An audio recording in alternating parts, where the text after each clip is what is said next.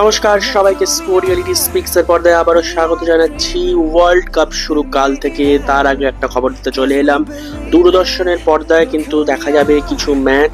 দূরদর্শনের তরফ থেকে অফিসিয়ালি জানানো হয়েছে যে প্রথম ম্যাচটা অর্থাৎ মেক্সিকো ভার্সেস সাউথ আফ্রিকা, আপনারা দেখতে পাচ্ছেন স্ক্রিনে ওপেনিং ম্যাচটা কিন্তু দূরদর্শনের লাইভ দেখানো হবে। তার সাথে আপনারা দেখতে পাচ্ছেন যে কোয়ার্টার ফাইনালের 4টে ম্যাচ, সেমিফাইনালের 2টো ম্যাচ এবং ফাইনাল ম্যাচটা দেখানো হবে দূরদর্শনে। আপাতত এইটুকুই অ্যানাউন্স করেছে দূরদর্শনের তরফ থেকে, অ্যানাউন্স করা হয়েছে।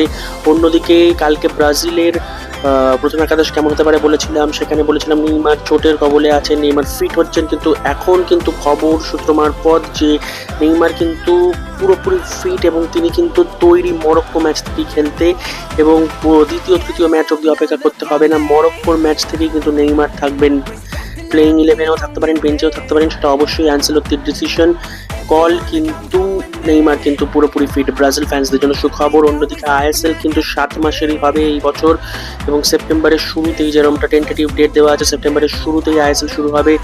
সামনের সপ্তাহেই চুক্তি হবে আইএসএল এর, ক্লাব জোটেই আইএসএল এমনটাই সিদ্ধান্ত হয়েছে। 5 থেকে 4 বছরের চুক্তি হবে, যেখানে কিন্তু ডুরান্ডে বলা হচ্ছে বিদেশিহীন ডুরান্ড করা হবে, কিন্তু ওসিআই প্লেয়ার্সদের ইনক্লুড করা হতে পারে এবার, কিন্তু আইএসএল এ কিন্তু বাধ্যতামূলক করা হতে পারে। অন্যদিকে কেন্দ্রীয় ক্রীড়ামন্ত্রী বলেছেন যে দেশের জন্য প্লেয়ার না ছাড়লে এরপর থেকে কিন্তু যে কোনো ক্লাব, যে ক্লাবই করুক এটা, তাদের বিরুদ্ধে কিন্তু স্টেপ নেওয়া হবে, এমনটাই জানানো হয়েছে।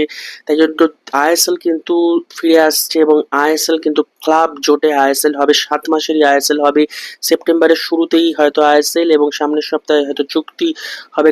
ক্লাবগুলো কিন্তু প্রতি সিজন পিছু 1.1 কোটি টাকা করে কিন্তু এআইএফএফ কে দেবে। 15.4 কোটি টাকা এআইএফএফ কিন্তু পার সিজন পাবে।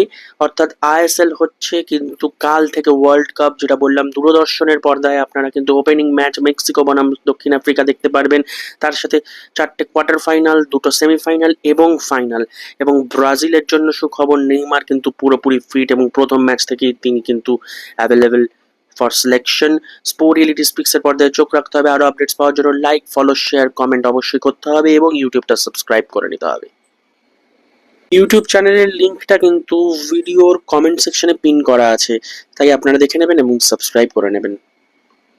ইউটিউবেও কিন্তু এই শর্টস গুলো যায়, তাই সেখানেও আপনাদের এনকারেজমেন্ট থাকলে ভালো লাগবে।